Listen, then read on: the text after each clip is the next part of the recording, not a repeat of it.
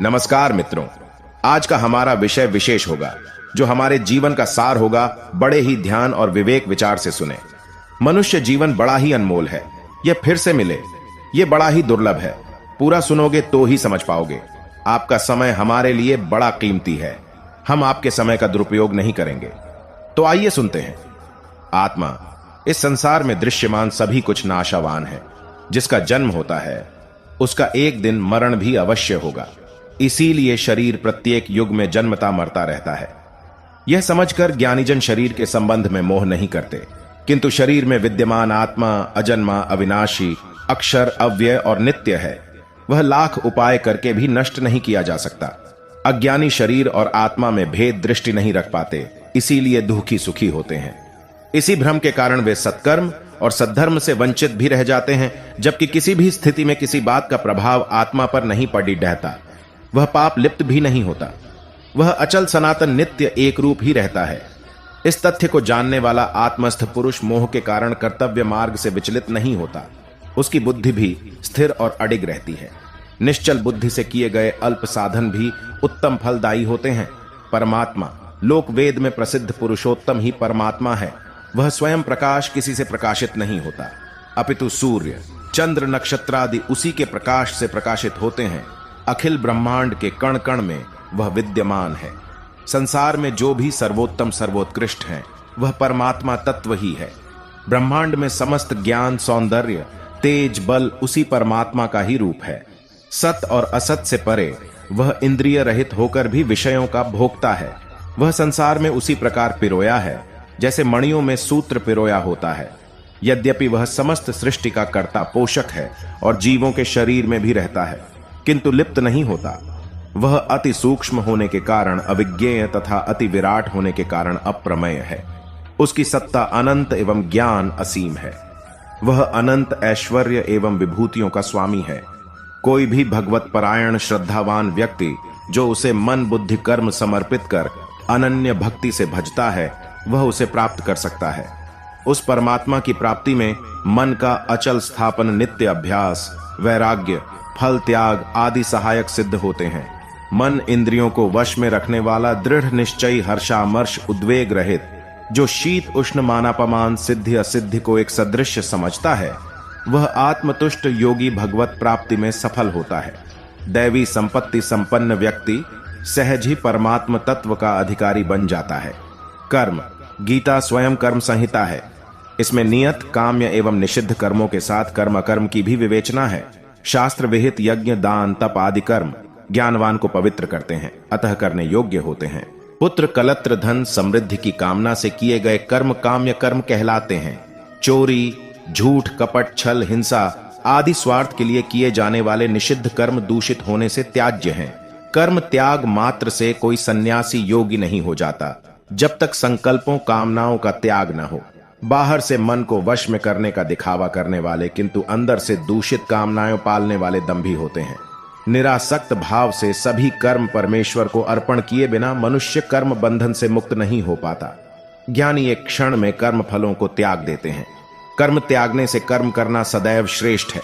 संसार चक्र संचालन के लिए परमात्मा को भी कार्य करना पड़ी देता है। कर्म में फलासक्ति से काम, क्रोध, मोह, लोभ आदि विकार उपजते हैं। फलेच्छा का त्याग ही निष्काम कर्म है। जो अंतः प्रेरणा से, अनासक्त भाव से दूसरों के हित के लिए करुणावान हो कर्म किए जाते हैं वे श्रेष्ठ कर्म हैं। जब चित्त वृत्तियों को एकाग्र कर द्वंद्व रहित हो, एक ही भाव से परमात्मा में चित्त नियुक्त करते हैं, तभी योग होता है। त्याग, सर्व भवोद्भव त्याग को त्याग कहा गया है। समस्त कामनाओं, संकल्पों, फलेच्छाओं को त्याग देने वाला सन्यासी होता है। कुछ निषिद्ध एवं काम्य कर्मों के त्याग को भी त्याग कहते हैं, जबकि नियत कर्म, यज्ञ, दान, तप आदि सत्कार्य त्याज्य नहीं होते, अपितु इनके विधान में प्रमाद त्याज्य है। सामान्यतया आसक्ति, वासना, अहंभाव के त्याग को प्रमुख त्याग के रूप में स्वीकार किया गया है। सत्कर्म में गहरी रुचि, परम पुरुषार्थ में उत्साह, निःस्वार्थ पर सेवा आदि त्यागी व्यक्ति के जीवन में उत्साह, प्रेम, प्रसन्नता, शांति एवं आनंद भर देते हैं। ब्रह्म विद्या से समुपबृंहित गीता कर्म योग का प्रतिपादक विश्व विश्रुत ग्रंथ रत्न है। यह ज्ञान क्षीराब्धि का नवनीत है।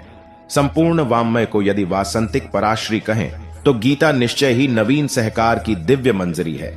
परमानंद की अनुभूति के लिए गीता ज्ञान, कर्म और भक्ति की त्रिवेणी संगम का नव्य प्रयाग है। वेद शास्त्रोपनिषद भारतीय वाङ्मय में जो विशिष्ट ज्ञान धारा प्रवाहित हुई है, उसमें गीता ज्ञान गंगा का विशेष महत्व है। इस विशाल सृष्टि में मानव ऐसा प्राणी है जिसमें विवेक का प्राधान्य होता है। अपने विवेक के माध्यम से उसने अनेक प्रकार के उद्यम करके वैज्ञानिक और तकनीकी उन्नति की है। इस उन्नति का लक्ष्य जीवन को सुखी बनाना है। सुख प्राप्त करने की उसकी यह अभिलाषा धीरे धीरे बढ़ती चली जाती है। जब सुख के साधन केवल भौतिक सुखों तक ही सीमित रह जाते हैं तो धीरे धीरे स्वार्थ और स्व की भावना बढ़ने से मनुष्य दूसरों के हित अहित की चिंता किए बिना अपने ही सुख साधनों को बढ़ाने में जुट जाता है। इससे समाज के साधनहीन वर्ग निरंतर शोषण की चक्की में पिसने लगते हैं। समाज में असंतुलन उत्पन्न होने और शोषण बढ़ने से असंतोष, अराजकता एवं अनैतिकता को बल मिलता है। प्रकृति भी इस मानवीय शोषक का शिकार होती है और अंततः इससे प्राकृतिक आपदाएं भी आने लगती हैं। मानव का पूर्ण और प्राकृतिक जीवन केवल लिप्सा, भोग और कामनाओं के जाल में घिर जाता है। इससे मानवता के समर्थक दुख पाते हैं। लेकिन इसका एक पक्ष और भी है कि निजी स्वार्थ से उठकर कुछ लोग मानवता की भलाई में ही अपने जीवन को समर्पित कर देते हैं। परहित का अर्थ परहित दो शब्दों के योग से बना है। परहित, पर का अर्थ है अपनों से अतिरिक्त कोई भी दूसरा तथा हित का अर्थ है भलाई। अतः इस शब्द का अर्थ है दूसरों की भलाई। दूसरों का अर्थ है वे लोग जो हमारे अपने नहीं हैं, जिनसे हमारा कोई स्वार्थ नहीं है। कभी कभी हम अपने नाते रिश्ते के लोगों प्रति भी करुणा की भावना रखकर उनका हित करते हैं, लेकिन अपने प्रियजन परिजन नाते रिश्तेदारी का हित करना वास्तव में मनुष्य का नैतिक कर्तव्य होता है। इसे सहायता रूप में जाना जा सकता है। इसका भी महत्व होता है और यह सद्कर्म है, मानवीयता है और मानव का धर्म भी है।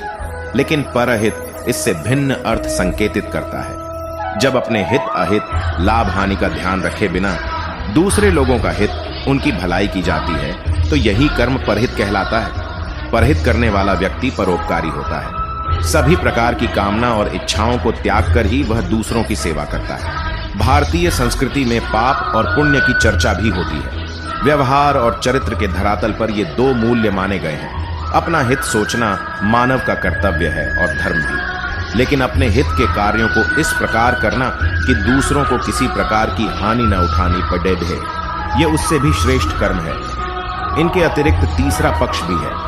अपने हित अहित की चिंता किए बिना जब कोई मानव दूसरों की सेवा या सहायता करता है तो यह श्रेष्ठ कर्म परहित होता है। विश्व इतिहास और साहित्य में इस प्रकार के अनेक चरित्र हुए हैं, जिनमें ईसा मसीह, बुद्ध, गांधी, नानक, दयानंद सरस्वती, रामकृष्ण, भगत सिंह, चंद्रशेखर, सुभाषा आदि महान व्यक्तित्व हैं। इन महान चरित्रों में यही समानता देखी जाती है कि इनके कार्यों से लोगों को पीड़ा और दुख से मुक्ति मिली, तभी वे सुख और बढ़े हैं। परहित और जीवन। मनुष्य का अपने माता पिता, भाई बहन, पत्नी और संतान की सेवा करना सबसे प्रथम कर्तव्य है।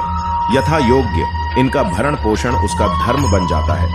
उसके कर्तव्य की सीमा यहीं तक सीमित नहीं रहती है, अपितु अपने सगे संबंधियों के प्रति भी उसका कुछ कर्तव्य होता है। यहीं तक वह सीमित नहीं रहता है, उसे समाज के प्रति भी उत्तरदायी बनना होता है।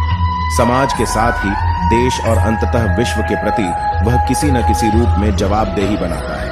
वर्तमान विश्व में आज जो अराजकता, अनैतिकता, हिंसा, उग्रवाद, प्राकृतिक आपदाएं तथा युद्ध का जो संकट छाया हुआ है, उसके मूल में परहित की अपेक्षा स्वहित को ही कर्म माना गया है।